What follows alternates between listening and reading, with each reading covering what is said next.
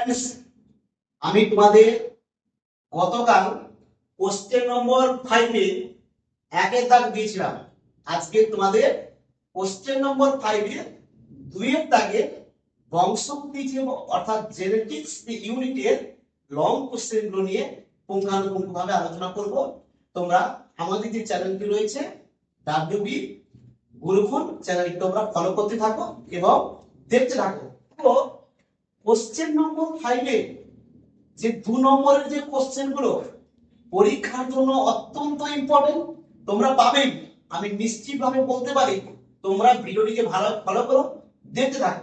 দেখো question number 5 এর 2 এর দাগে দিয়ে ট্রান্সক্রিপশন এবং ট্রান্সলেশন, ট্রান্সক্রিপশন এবং ট্রান্সলেশনের প্রারম্ভিক ও শৃঙ্খল দশা না বলে এটাকে সম্প্রসারণ দশা দিতে পারে, যা এবছরের জন্য আসার খুবই সম্ভাবনা বেশি।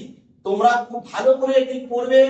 সঙ্গে দেখো অথবা থেকে দেওয়া আছে ল্যাকোপেরনের গঠন, এটা না দিয়ে তোমাদের বলতে পারে ল্যাকোপেরনের সুইচ অফ ও সুইচ অন, অর্থাৎ ল্যাকটোজ উপস্থিত থাকলে কি হবে, অনুপস্থিত থাকলে কি হবে, এটাও আসতে পারে।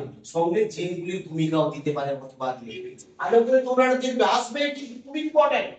বংশগতির ক্রোমোজোমীয় তত্ত্ব, সঙ্গে দেখো অসম্পূর্ণ প্রকটতা এবং সহ প্রকটতার মধ্যে পার্থক্য, এটা না দিয়েও বলতে পারে যে অসম্পূর্ণ প্রকটতা উদাহরণের সাহায্যে ব্যাখ্যা করো, বা এমএল রক্তগ্রুপের সাহায্যে সহ প্রকটতা ব্যাখ্যা করো, এটাও থাকতে পারে।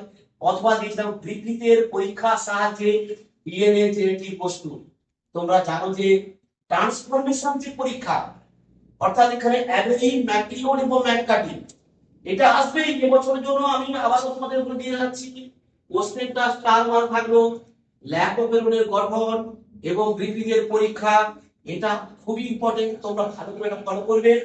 সঙ্গে দেখো ক্রসিং ওভার কি, চিত্র সহ ডিএনএ এর গঠন, জেনেটিক কোড কি এর বৈশিষ্ট্য, এবং সঙ্গে দেখো রেপ্লিকেশনের, যেহেতু গত বছর রেপ্লিকেশনের শৃঙ্খল দশার উপর কোশ্চেন হয়েছিল, সেই কারণে তোমাদের আমি দিয়েছি রেপ্লিকেশনের যে উৎসেচক গুলো রয়েছে হেলিকেজ, গাইলেজ, এসএস40, ডিএনএ পলিমারেজ 1, ডিএনএ পলিমারেজ 2, এগুলো একটু ভালো করে দেখবে।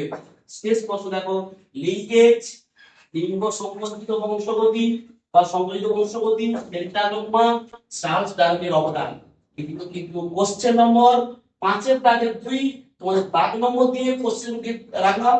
তোমরা অবশ্যই ভালো করে ভিডিওটিকে ফলো করবে এবং স্টেপে থাকবে।